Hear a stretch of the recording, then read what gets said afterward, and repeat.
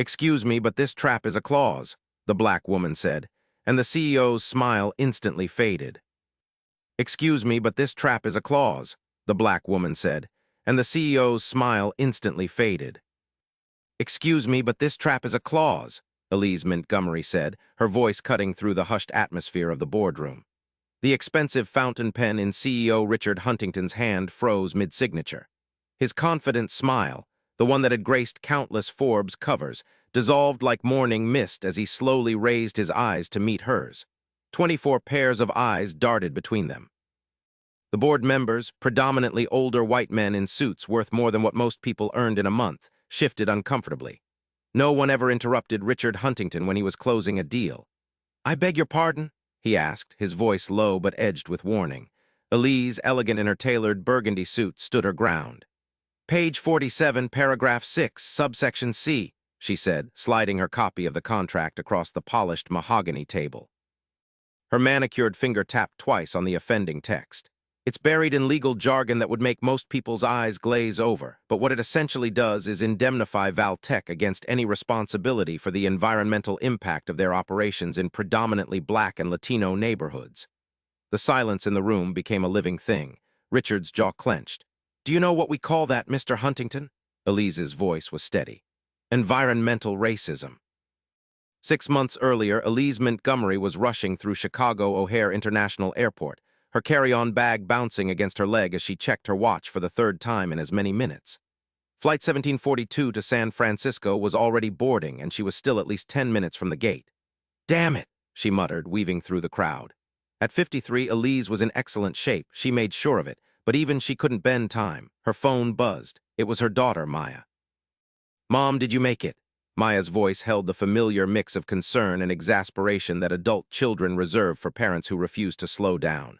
"Almost," Elise lied, picking up her pace. "How's the bar exam prep going?" "It's going," Maya said. "I'm taking a quick break to make sure you're not missing your flight again." Elise smiled despite herself. "That was one time. 3 times, but who's counting? Listen, I know this meeting is important, but..." "It's more than important, Maya." Elise paused as she nearly collided with a man juggling a coffee and a newspaper. "Sorry, it's the culmination of 15 years of work." "I know, Mom, just don't let them push you around, okay? Those tech bros think they own the world." Elise laughed. "Trust me, I've been dealing with bros since before that term existed. I'll be fine." As she rushed to her gate, Elise reflected on the journey that had brought her here. 15 years ago, she'd been a corporate lawyer at the top of her game, pulling in a salary that made her colleagues envious and her mother proud. She'd fought hard for that corner office, breaking through barriers that had seemed impenetrable when she'd graduated from Howard University in the late 80s. Then came the Westside Chemical scandal. A manufacturing plant in a predominantly black neighborhood on Chicago's West Side had been slowly poisoning the groundwater for decades. Children were getting sick. Families were suffering, and the company responsible was hiding behind layers of legal protection that Elise herself had helped architect for similar corporations. The revelation had shaken her to her core. She'd left her firm the following week and co-founded Justice Environmental, a nonprofit dedicated to fighting environmental racism across the country. And now, after years of building cases, gathering data, and pushing for legislative change, they were on the verge of a breakthrough. Valtech, one of the country's largest technology manufacturers, was introducing a new green initiative that would revolutionize how they handled waste from their production facilities. They had approached Justice Environmental for consultation and potential partnership. It was a major coup, or at least it seemed that way. Elise hadn't survived this long in the legal world without developing a healthy sense of skepticism. "Final boarding call for Flight 1742 to San Francisco," the announcement blared overhead. Elise broke into a run, her heart pounding. She couldn't miss this flight. Too much was at stake. "You made it," Jackson Reynolds said, rising from his seat as Elise settled into the row beside him. At 62, Jackson was the scientific backbone of Justice Environmental, a former EPA scientist who'd grown disillusioned with the agency's unwillingness to address the disproportionate environmental impact on communities of color. "Barely," Elise said, catching her breath. "O'Hare was a nightmare." "When is it not?" Jackson smiled, passing her a folder. "I took the liberty of reviewing Valtech's preliminary proposal on the flight from D.C. It's interesting." Elise raised an eyebrow. "Your interesting usually means suspicious as hell." You know me too well. Jackson's face grew serious. The emissions reduction targets are impressive on paper. The community investment fund is substantial, but you're waiting for the other shoe to drop. Precisely. Jackson adjusted his glasses, a habit from his academic days. Companies like Valtech don't suddenly develop a conscience without external pressure. And as far as I can tell, they haven't faced any significant regulatory challenges lately. Elise nodded, opening the folder. Which means either they're anticipating future regulation and getting ahead of it, or there's something they're not telling us, Jackson finished. As the plane reached cruising altitude, Elise immersed herself in the proposal. On the surface, it was everything they could have hoped for. Valtech was proposing to retrofit all their manufacturing facilities with state-of-the-art filtration systems, transition to renewable energy sources within 5 years, and establish a $50 million fund for environmental remediation in communities affected by their past operations. It almost seems too good to be true, Elise murmured. That's because it probably is, Jackson replied, his voice tinged with the weariness of someone who had seen too many corporate promises evaporate when subjected to scrutiny. Elise thought back to a conversation she'd had with her father before he passed away in 2009. He'd grown up in the shadow of steel mills in Gary, Indiana, where the air was often thick with pollution. "Baby girl," he'd told her, "those companies don't give a damn about people like us. To them, we're just the price of doing business." Her father had been diagnosed with lung cancer at 63, despite never having smoked a day in his life. The doctors couldn't definitively link it to environmental factors, but Elise knew. They all knew. "We need to approach this meeting with extreme caution," she told Jackson. "I want to believe Valtech is sincere, but we've both been burned before," Jackson nodded. "I've asked Zoe to run a deeper analysis of their environmental impact records over the past decade. She should have something for us by the time we land." Zoe Chen was their data analyst, a brilliant 30-something who could find patterns in environmental testing data that others missed. If there was dirt to be found on Valtech, Zoe would uncover it. As the flight continued, Elise closed her eyes, allowing herself a moment of rest. The weight of responsibility was heavy on her shoulders. Justice Environmental represented communities that had been ignored and marginalized for generations. They couldn't afford to be dazzled by corporate promises or misdirected by clever PR strategies. She thought of her daughter Maya, working her way through law school with the determination that Elise recognized as her own. Maya had grown up watching her mother transition from corporate defender to community advocate. It hadn't been an easy path. The pay cut alone had meant significant lifestyle changes, but Elise had never regretted her decision. "Ms. Montgomery," a voice interrupted her thoughts. Elise opened her eyes to see a flight attendant standing in the aisle. "Yes. I'm sorry to bother you, but are you the Elise Montgomery who founded Justice Environmental?" Surprised, Elise nodded. The flight attendant's face lit up. "My cousin lives in Westfield. Your organization helped stop that waste processing facility from being built near their elementary school 2 years ago. I just wanted to say thank you. You changed lives." Touched, Elise smiled. "That was a team effort, but thank you for telling me." As the flight attendant moved on, Jackson gave her a knowing look. "See, that's why we do this work." "I know," Elise replied, feeling a renewed sense of purpose. "And it's why we can't let Valtech or any company manipulate us." Her phone pinged with an incoming message. It was from Zoe. "Found something interesting in Valtech's SEC filings. Call when you land. Urgent." Elise showed the message to Jackson, whose expression darkened. "I knew it," he muttered. "There's always something." The Valtech headquarters rose from the Silicon Valley landscape like a gleaming monument to innovation, all glass, steel, and promises of a better future. Elise, Jackson, and Zoe, who had flown in separately with her data, stood in the vast lobby, taking in the carefully curated atmosphere of progressive corporate culture. "They've certainly spared no expense," Zoe remarked, eyeing the living wall of plants that dominated one side of the space. "Very on brand for their new green image." Elise nodded, her attention caught by a display showcasing Valtech's history. Founded in 1985 by Richard Huntington, the company had grown from a small circuit board manufacturer to a technology giant that produced components for everything from smartphones to military equipment. "Richard Huntington," Elise mused. "Still CEO after all these years. That's unusual in tech." "He's built quite the empire," Jackson said, "and he's kept a tight grip on it." "Ms. Montgomery?" A young man in a perfectly tailored suit approached them. "I'm Adrian Wells, Mr. Huntington's executive assistant. We're delighted to have Justice Environmental here today." His smile was practiced, professional, but Elise caught a flicker of something else in his eyes, assessment, perhaps even wariness. "Thank you for having us," she replied smoothly. "We're looking forward to a productive discussion." "Of course. If you'll follow me, the executive team is assembled in the conference room." Mr. Huntington is particularly excited about this potential partnership. As they followed Adrian through the building, Elise took mental notes. The employees they passed were predominantly young and predominantly white and Asian. Not surprising for a tech company, but still telling. "Here we are," Adrian said, stopping before an impressive set of doors. "The Valley View Conference Room." He opened the doors to reveal a stunning space with floor-to-ceiling windows overlooking the Santa Cruz Mountains. Around a massive table sat about a dozen people, all turning to look as they entered. At the head of the table was Richard Huntington himself. In his mid-60s now, he still maintained the charismatic presence that had made him a tech industry icon. He rose as they entered, his smile broad and welcoming. "Ms. Montgomery," he said, extending his hand. "It's an honor to finally meet you. Your reputation precedes you." Elise shook his hand firmly.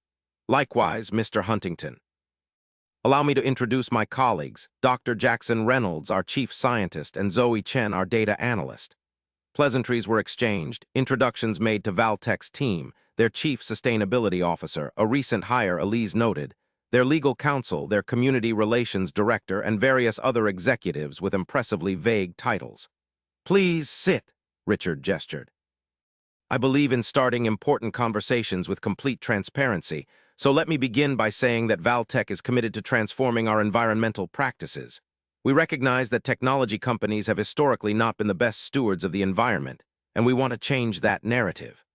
He spoke with the confidence of a man accustomed to being believed, his words flowing with practiced sincerity. "That's certainly an admirable goal," Elise replied carefully. "We were quite impressed with the initial proposal. But," Jackson added, leaning forward, "we do have some questions about the implementation timeline and the specifics of the Community Remediation Fund." Richard nodded, unsurprised. "Of course, that's why we're here, to work through those details together." The meeting proceeded with presentations from Valtech's team outlining their vision for a greener future. The technology was impressive: cutting-edge filtration systems, innovative recycling processes for rare earth minerals, solar arrays to power their facilities. Throughout the presentations, Elise watched Richard.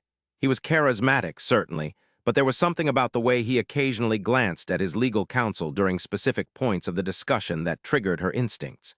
When there was a pause in the presentations, Elise spoke up. "This all sounds promising, but before we go further, there's something I'd like to address." She turned to Zoe. "Ms. Chen has uncovered some concerning information in your recent SEC filings." The atmosphere in the room shifted subtly. Richard's smile remained in place, but his eyes sharpened. "Oh, what kind of information?" he asked, his tone still casual.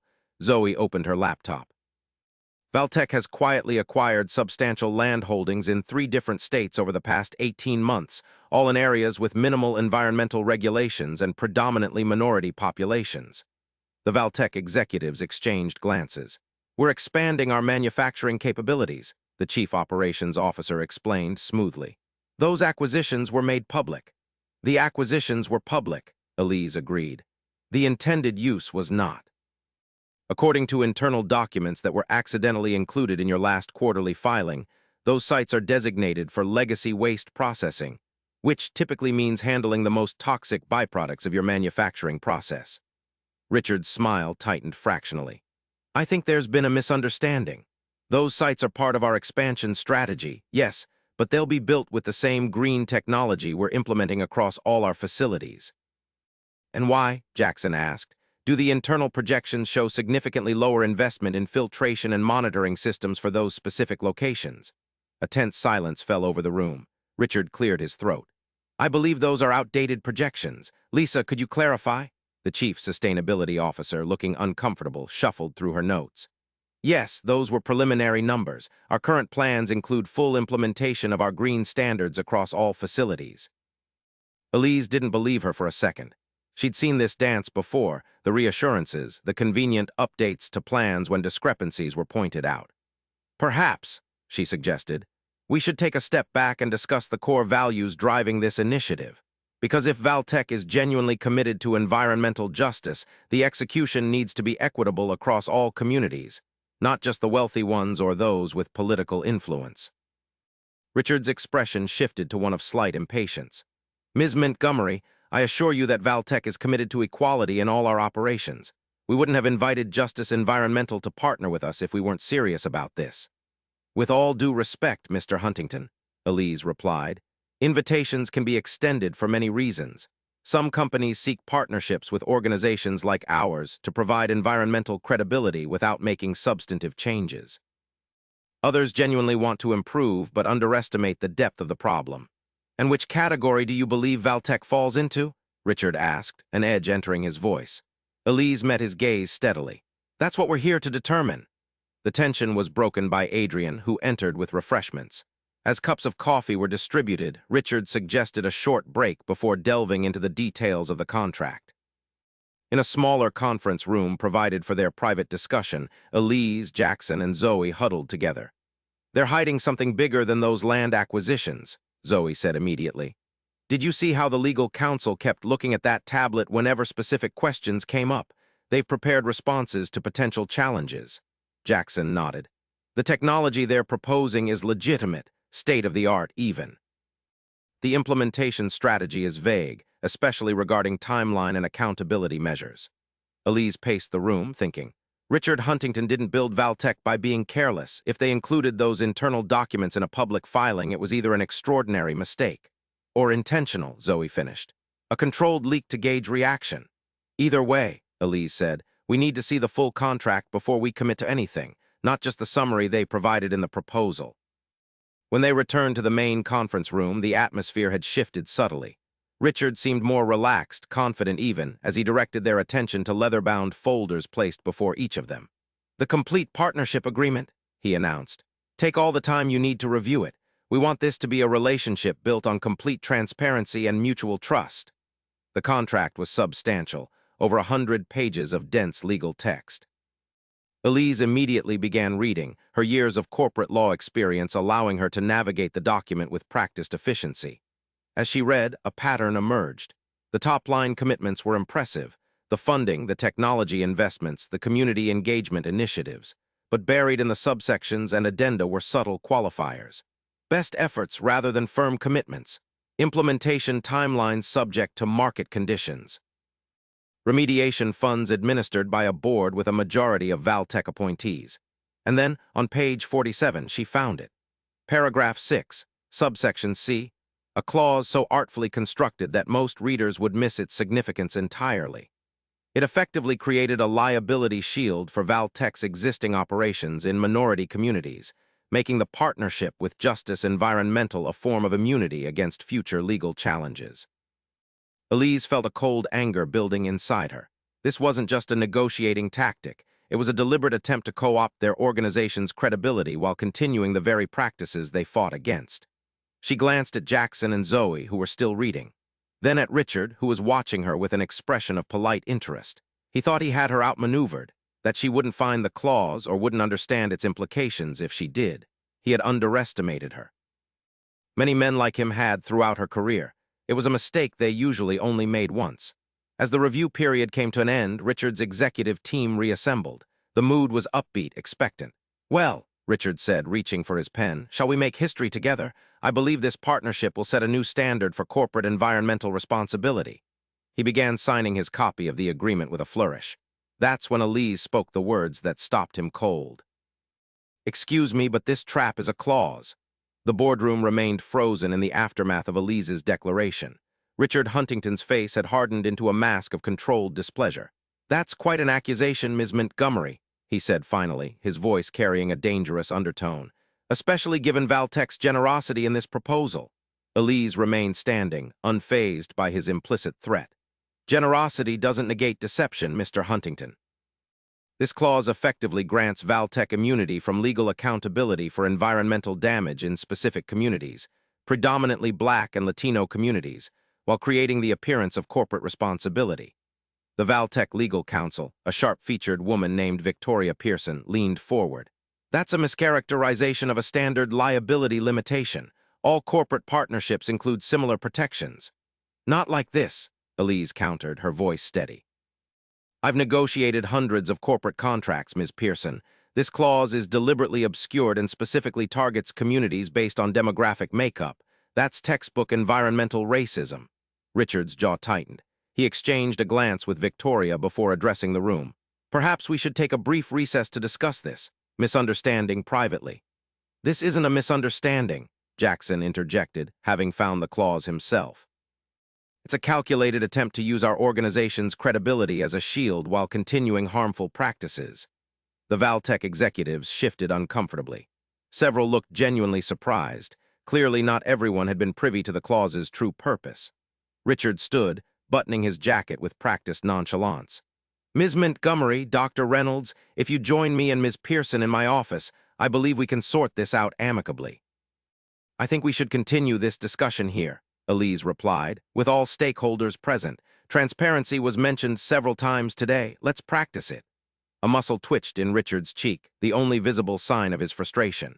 He was used to controlling the narrative, to taking difficult conversations behind closed doors where power could be exercised more directly. Very well, he conceded, though his tone suggested this was a courtesy rather than a capitulation. Ms. Pearson, would you care to explain the purpose of the clause in question? Victoria straightened her already impeccable posture.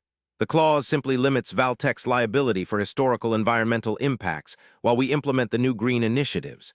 It's standard practice and necessary for financial planning and risk management. Then why, Elise asked, does it specifically reference census tracts where the population is over 70% minority? Why not apply the same limitation across all communities where Valtech operates? Victoria hesitated, just long enough for Richard to interject. The reality, Ms. Montgomery, is that business decisions must balance idealism with pragmatism. The communities referenced in that clause are, frankly, less likely to have the resources to pursue significant litigation. It's not about race, it's about economics. The room went completely silent. Even some of the Valtech executives looked shocked at Richard's candor. Elise let the silence stretch, letting his words hang in the air. Then she spoke, her voice quiet but clear. Thank you for that clarification, Mr. Huntington. You've just confirmed exactly what we suspected. She closed her copy of the contract. Justice Environmental cannot and will not partner with a company that explicitly designs its environmental policies to exploit vulnerable communities. Richard's facade of civility was cracking. You're making a mistake. Valtech's resources could do tremendous good, only if directed with integrity, Elise cut him off. This clause reveals the true intention behind this partnership, and it's not environmental justice. It's environmental exploitation with a veneer of corporate responsibility. Perhaps, the chief sustainability officer suggested hesitantly, we could remove or modify the clause. Richard shot her a warning look, but Elise was already responding. The clause is merely a symptom of a deeper problem, she said. If Valtech is genuinely committed to environmental justice, such a clause wouldn't have been included in the first place. She gathered her materials, signaling to Jackson and Zoe that they were leaving. When Valtech is ready to approach environmental responsibility with genuine commitment rather than calculated risk management, Justice Environmental will be open to discussion. Until then, we'll continue to hold corporations accountable, including yours, Mr. Huntington. As they prepared to leave, a voice spoke from the end of the table. It was Adrian, Richard's assistant. Ms. Montgomery, he said, his voice wavering slightly. Before you go, there's something you should know. Richard's head snapped toward him. Adrian, this isn't the time. It's exactly the time, Adrian countered, a newfound resolve in his expression. Ms. Montgomery, the language in that clause came directly from a template developed for multiple technology companies. It's being implemented industry-wide as we speak. The implication was clear. This wasn't just Valtech, it was a coordinated strategy across the technology sector. Richard's face flushed with anger. That's enough, Adrian. We'll discuss your position with the company later. The threat was unmistakable, but Adrian stood his ground. I've worked for you for 7 years, Mr. Huntington. I've seen how decisions are made. I can't be part of this anymore. Elise looked at Adrian with new respect. Thank you for your honesty, Mr. Wells. It takes courage to speak truth to power. She turned back to Richard, who was now barely containing his fury. It seems your own staff recognizes what you refuse to acknowledge. This partnership was never about environmental justice. It was about containment and control. As they walked out of the boardroom, Elise felt a complex mix of emotions. Disappointment, certainly. A genuine partnership with Valtech could have created meaningful change, but also determination. If this was indeed an industry-wide strategy, the fight was bigger than she had realized. In the elevator, Jackson let out a long breath. Well, that was illuminating. And potentially career-ending for Adrian, Zoe added quietly. Elise nodded, already thinking ahead. We need to get in touch with our media contacts. If this template is being implemented across the tech industry, the public needs to know. Richard won't take this lying down, Jackson warned. Valtech has enormous resources and influence. So do we, Elise replied firmly. Different kinds, but just as powerful. We have truth, we have communities behind us, and apparently, she added with a small smile, we have allies in unexpected places. As they reached the lobby, Elise's phone rang. It was Maya. Mom, how did it go? Elise glanced back at the soaring atrium of Valtech headquarters. Not as planned, but exactly as needed. 3 days later, Elise sat in her Chicago office watching the fallout unfold. The story had broken that morning, tech industry's secret playbook for environmental racism exposed, running in 3 major publications simultaneously. Adrian Wells had indeed lost his job at Valtech, but not before downloading hundreds of internal documents that detailed the industry-wide strategy. He'd reached out to Elise the day after the failed meeting, offering to become a whistleblower. I should have spoken up sooner, he'd told her during their first confidential meeting in a small coffee shop miles from Valtech headquarters. I kept telling myself I could do more good from the inside, but all I was really doing was enabling them. Adrian was 34, the son of a factory worker from Detroit who had clawed his way into Stanford and then into Silicon Valley's elite circles. He'd believed in the technology industry's potential to create positive change, only to become increasingly disillusioned as he witnessed the gap between public promises and private practices. Now, as Elise reviewed the documents he'd provided, the scope of the deception became clear. The template clause that Valtech had tried to slip past her was part of a coordinated strategy developed by a consortium of technology companies in response to growing environmental justice movements.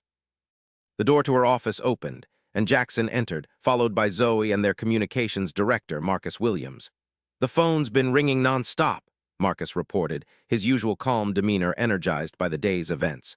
We've got interview requests from every major network, plus statements of support from 15 environmental organizations and counting. And hate mail from tech bros, Zoe added, scrolling through her tablet. The online backlash is intense.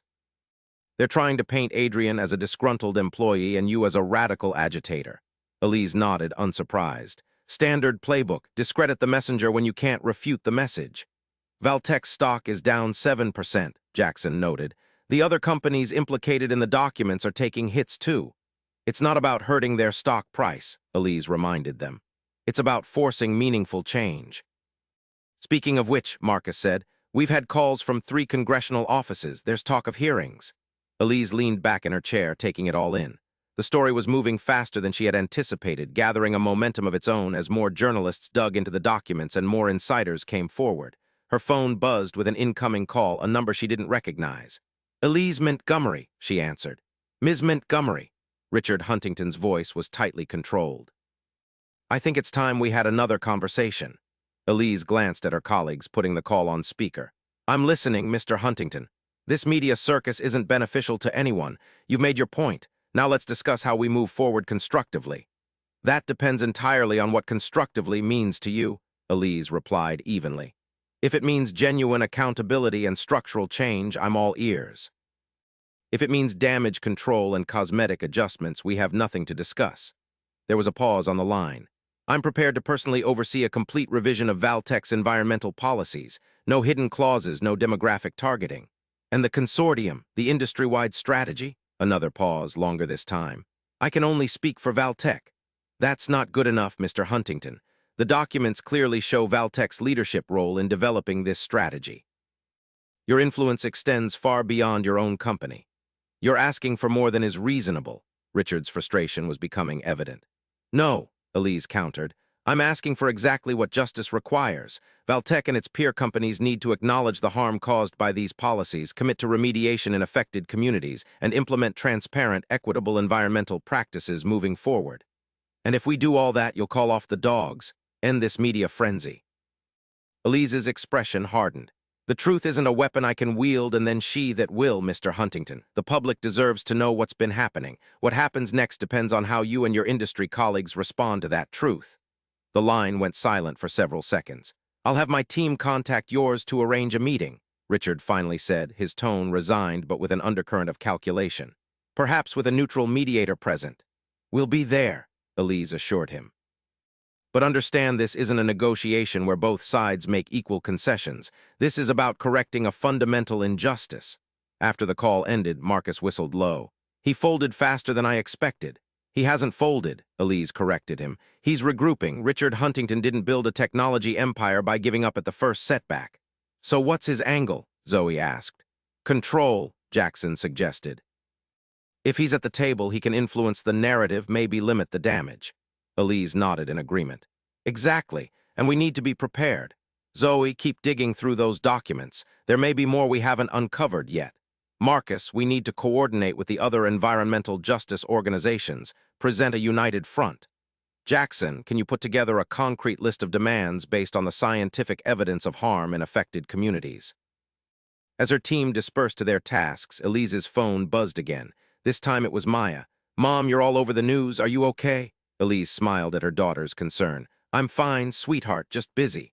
I saw Richard Huntington on CNBC trying to downplay the whole thing. He looked like he was about to burst a blood vessel. I'm sure he did, Elise replied. How's the bar exam prep going? On hold temporarily. I'm helping Professor Jenkins compile research on environmental justice case law. He thinks what you're doing could set a significant precedent. Pride swelled in Elise's chest. Her daughter had inherited her sense of justice, but had developed her own path to pursue it. Just make sure you're still studying, she cautioned, falling into mom mode despite herself. This case will unfold over months, maybe years. Your exam is in 3 weeks. I know, Maya said, and Elise could practically hear her eyes rolling. Hey, before you go, Adrian Wells reached out to me. Elise straightened. What, how? Through LinkedIn. He saw my last name and connected the dots. He wants to talk to you about something he found, something he didn't include in the documents he already gave you. He said it's about Richard Huntington personally. Did he say what it was? No, just that it was sensitive and he wanted to discuss it in person. Mom.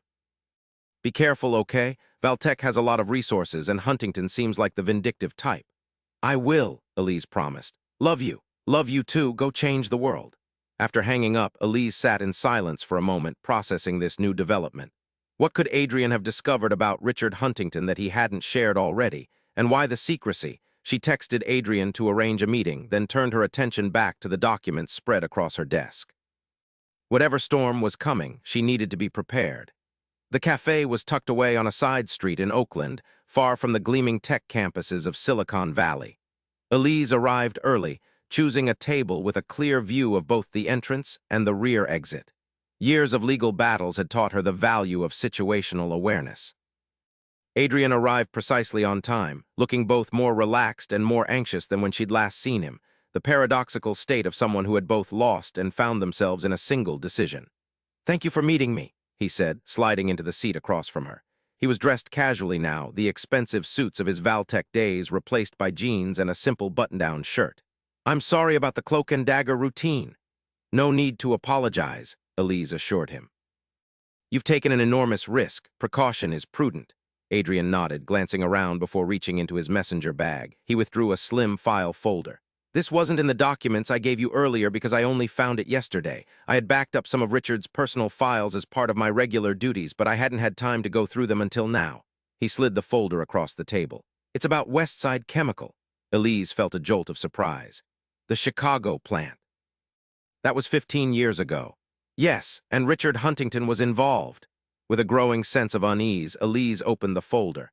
Inside were emails, financial records, and meeting minutes, all connecting Richard Huntington to Westside Chemical through a series of shell companies and investment vehicles. He was a major silent investor, Adrian explained. When the scandal broke and the lawsuits started, he quietly divested. But not before using his influence to ensure the company's legal strategy minimized payouts to affected families. Elise's hands tightened on the documents. Westside Chemical had been her wake-up call, the case that had transformed her from corporate defender to community advocate. The revelation that Richard Huntington had been involved felt intensely personal. There's more, Adrian continued. The template clause that Valtech tried to slip into your contract. It's almost identical to language that was used by Westside Chemical's legal team 15 years ago, language that successfully shielded them from full accountability. The implication was clear. Richard hadn't just been trying to protect Valtech, he'd been drawing on a strategy he knew had worked before. "Does he know about my connection to the Westside case?" Elise asked. Adrian nodded grimly. "He has extensive background research on you and everyone at Justice Environmental. It's standard practice before any major negotiation. He knows exactly why you left corporate law." A cold anger settled in Elise's chest. "So this wasn't just business for him, it was personal." "I think it became personal when you called out the clause in front of his entire executive team," Adrian said. "But yes, he would have seen your involvement as ironic, a challenge even." Elise studied the documents more carefully. "These connect him financially to Westside, but do they prove he knew about the contamination?" "Not directly, but there are emails referencing containment strategies that aren't about public relations, and the timing of his divestment, just 2 weeks before the first news reports, suggests he had advanced knowledge." Elise sat back, processing the implications. "This changes the narrative considerably. It's not just about current practices anymore, it's about a pattern spanning decades." Adrian looked troubled. "That's why I wanted to meet in person. Richard has powerful friends and a team of lawyers who specialize in suppressing exactly this kind of information. If these documents become public, he won't just try to discredit the message, he'll come after the messengers, both of us." "Are you having second thoughts?" Elise asked directly. Adrian shook his head. "No, but I want to be clear-eyed about what we're facing." Richard built his reputation on being a visionary tech leader. This would reveal him as something else entirely. Elise considered their options. The documents in front of her could shift the entire conversation around corporate environmental responsibility. But Adrian was right. Richard Huntington would fight with everything he had to protect his legacy. "We need to be strategic about this," she decided. "These documents are powerful, but they're also a potential liability if not handled correctly. We need legal protection for you as a whistleblower, and we need to ensure the chain of custody is impeccable." "I've already made copies," Adrian assured her. "Multiple formats, secure locations." Elise nodded approvingly. "Good. Now we need to think about timing and context. The industry-wide story is still developing. Introducing Richard's personal connection to Westside could either strengthen the narrative or dilute it, depending on how it's framed." They spent the next hour developing a plan, considering various scenarios and potential responses. Throughout their conversation, Elise was impressed by Adrian's insight into Valtech's internal workings and Richard's likely reactions. "You would have made an excellent lawyer," she told him as they prepared to leave. Adrian smiled ruefully. "I considered law school, actually, chose business instead, thinking I could make change from within the system." His expression sobered. "I was naive." "Not naive," Elise corrected him. "Hopeful, there's a difference, and for what it's worth, you are making change now, just not in the way you originally envisioned." As they parted ways, Elise felt the weight of responsibility settling more heavily on her shoulders. The Westside Chemical case had defined the second act of her career. Now it seemed it would play a crucial role in the third. The congressional hearing room buzzed with anticipation. 3 months had passed since the Valtech story broke, and what had begun as a corporate scandal had evolved into a national conversation about environmental justice, corporate accountability, and the intersection of race and environmental policy. Elise sat at the witness table, reviewing her notes one final time. Beside her, Jackson and Adrian waited silently, each processing the moment in their own way. Across the room, Richard Huntington sat with his legal team, his expression impassive but his posture revealing the strain of the past months. Valtech stock had recovered somewhat after an initial plunge, but the company's reputation had suffered significant damage. More damaging still were the internal rifts that had emerged as employees at all levels questioned their company's environmental practices. The hearing had been called by the House Committee on Energy and Commerce, with members from both parties expressing concern about the systematic targeting of minority communities for reduced environmental protections. "The committee will come to order," announced Congresswoman Alina Hayes, the chairwoman. "Today we continue our examination of environmental justice concerns in the technology sector, with specific focus on the recently revealed industry-wide strategy to limit liability in minority communities." The proceedings began with opening statements, followed by testimony from environmental experts who outlined the disproportionate impact of industrial pollution on communities of color. When it was Elise's turn to speak, she approached the microphone with the calm confidence that had become her trademark. Chairwoman Hayes, Ranking Member Daniels, and distinguished members of the committee, thank you for the opportunity to address this critical issue, she began. My name is Elise Montgomery, and I am the co-founder and executive director of Justice Environmental, a nonprofit organization dedicated to fighting environmental racism across America. For the next 15 minutes, Elise laid out the evidence they had gathered, not just about Valtech, but about the entire technology industry's approach to environmental liability. She explained how the carefully crafted legal language was designed to shield companies from accountability while presenting a public image of corporate responsibility. This is not about isolated incidents or individual bad actors, she emphasized. This is about a systemic problem that requires systemic solutions. When corporations calculate that it is more profitable to pollute certain communities because those communities have less political power and fewer resources to fight back, we have failed as a society to provide equal protection under the law. The questioning began, with committee members from both parties pressing for details. Elise answered each question directly, neither minimizing nor exaggerating the evidence. When Richard Huntington's turn came to testify, he presented a carefully crafted narrative of misunderstanding and reform. Valtech acknowledges that the language in our proposed partnership with Justice Environmental was problematic, he conceded, his voice carrying the practiced humility of a CEO in damage control mode. We have since completely revised our environmental policies and are implementing industry-leading standards across all our facilities, regardless of location.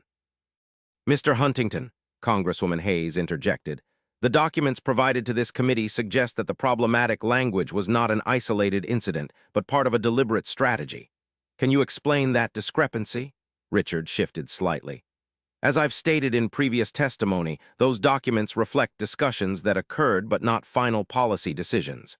Valtech has always strived to be a responsible corporate citizen.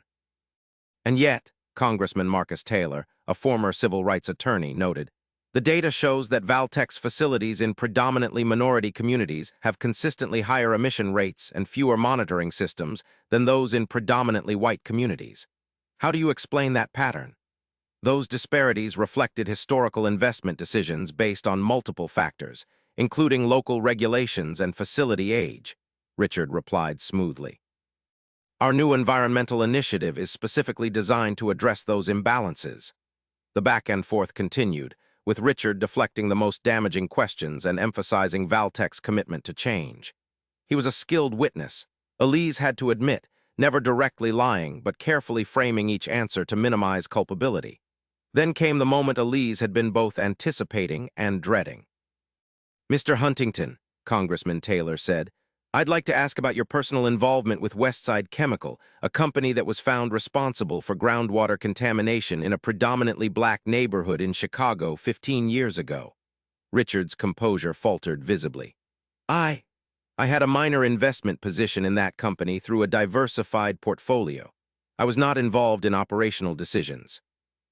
And yet, the congressman continued, emails provided to this committee show that you were consulted about legal strategy during the litigation, specifically about limiting liability in affected communities.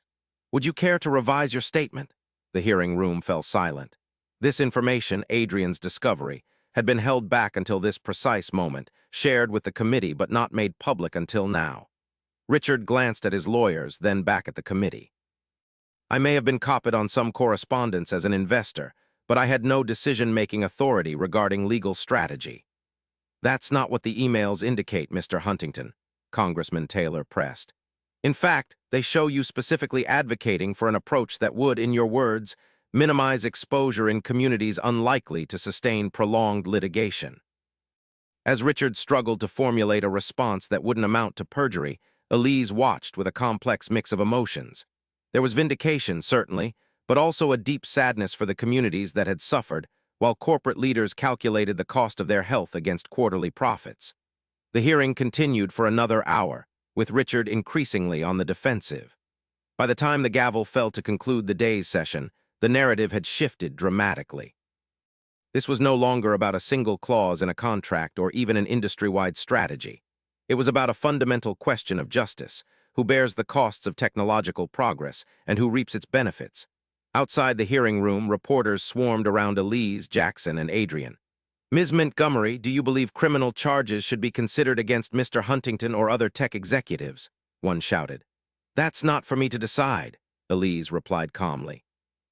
"Our focus has always been on securing environmental justice for affected communities and preventing future harm." "Mr. Wells," another called out, "do you fear retaliation for your whistleblowing?" Adrian, still adjusting to his newfound public role, hesitated before answering. "I believe speaking truth is worth the risk.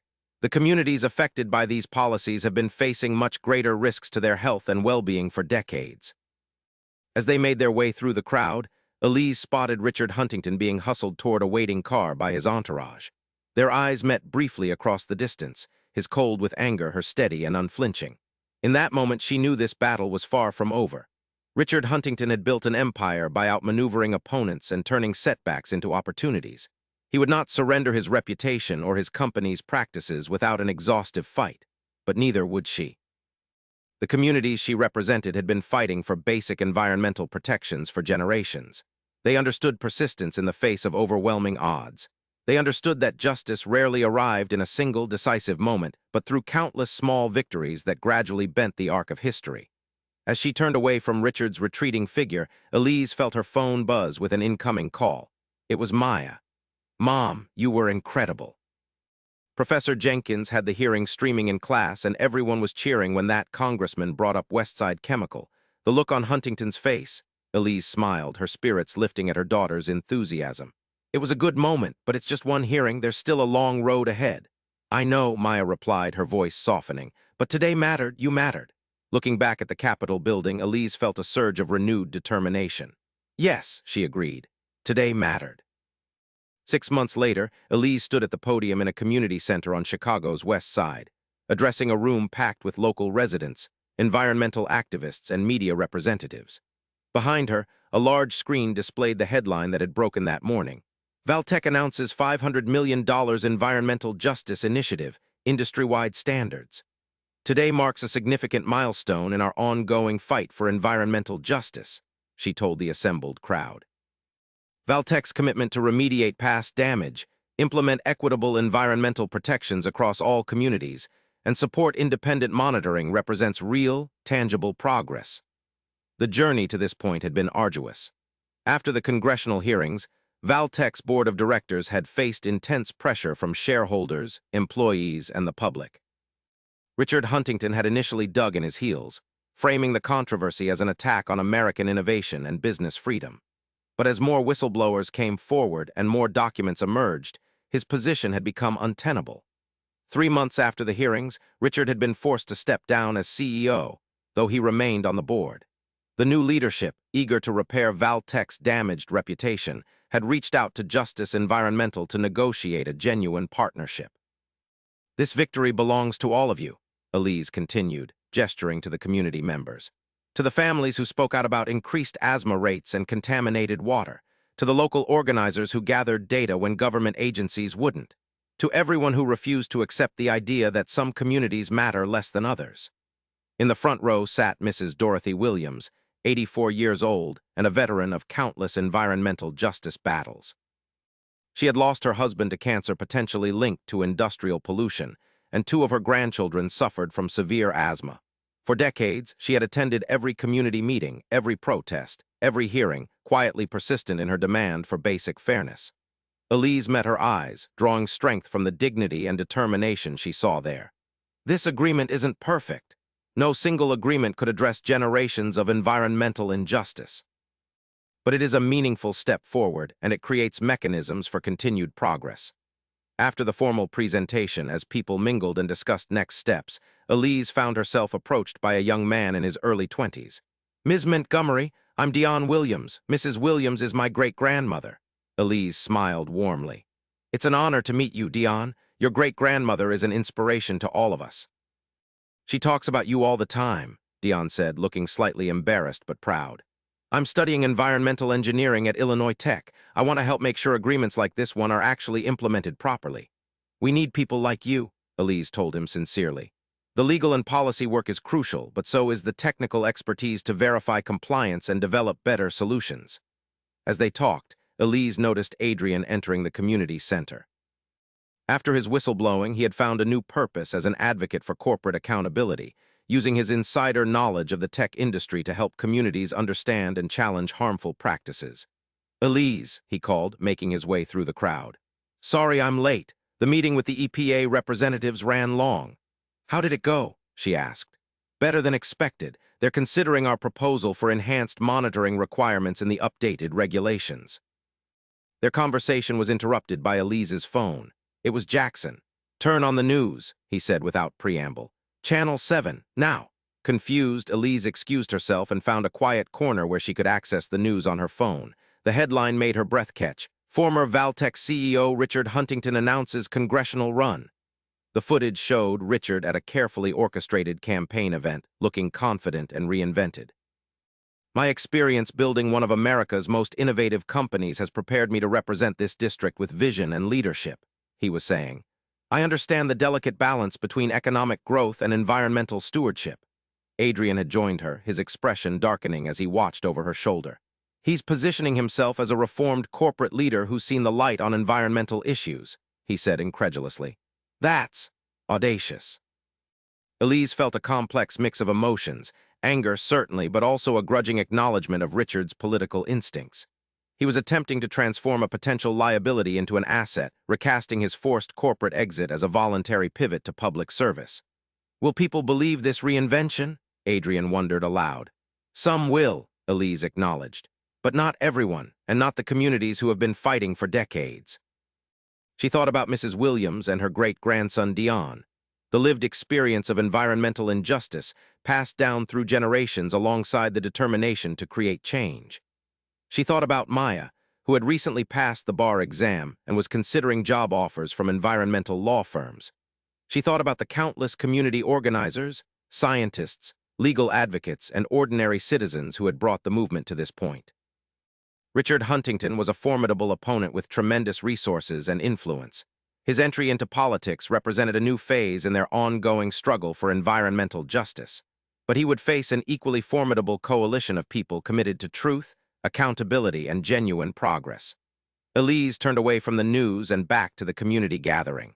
"We'll address this development tomorrow," she told Adrian.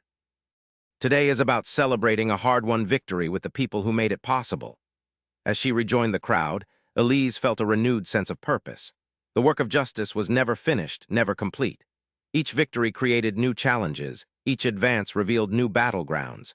But with each cycle, the arc bent slightly more toward justice, toward a world where no community was deemed expendable, where no child's health was considered an acceptable cost of doing business. Dorothy Williams approached her, leaning slightly on her cane but standing straight-backed and dignified. "I saw the news," she said simply. "That man thinks he can wash his hands clean and step into power." Elise nodded. "He's certainly trying." The older woman's eyes, sharp despite her years, held a lifetime of wisdom earned through struggle. "My grandmother was born into slavery, Ms. Montgomery. After emancipation, she used to tell my mother, 'Freedom isn't given, it's claimed.' And then defended every day. I think justice works the same way." "I believe you're right, Mrs. Williams," Elise agreed, feeling the truth of those words settle deep in her spirit. "So," Dorothy continued with a small, determined smile, "what's our next move?" Elise looked around the room, at the faces young and old, at the community that had refused to be silenced or dismissed, at Adrian who had risked everything to expose the truth, at Dion whose generation would continue the work. "Our next move," she said with quiet conviction, "is the same as it's always been. We tell the truth, we build alliances, we hold power accountable, and we never ever give up." As the evening continued, Elise found herself thinking about that moment in the Valtech boardroom 6 months earlier when she had spoken the words that changed everything.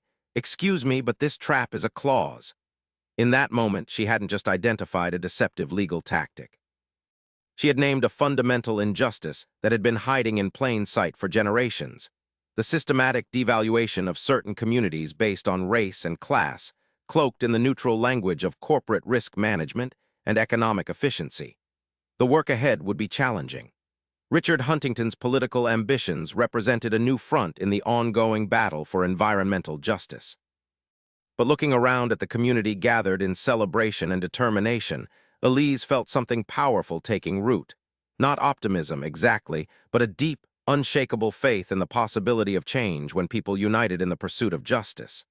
As the evening wound down, she found herself standing beside Adrian near the exit. "Ready for tomorrow?" he asked. Elise thought about Richard Huntington's smug smile on the campaign announcement, so similar to the one that had faded in that boardroom when she'd called out his deception. She thought about all the battles behind them and all those still ahead. "Yes," she said simply. "Always."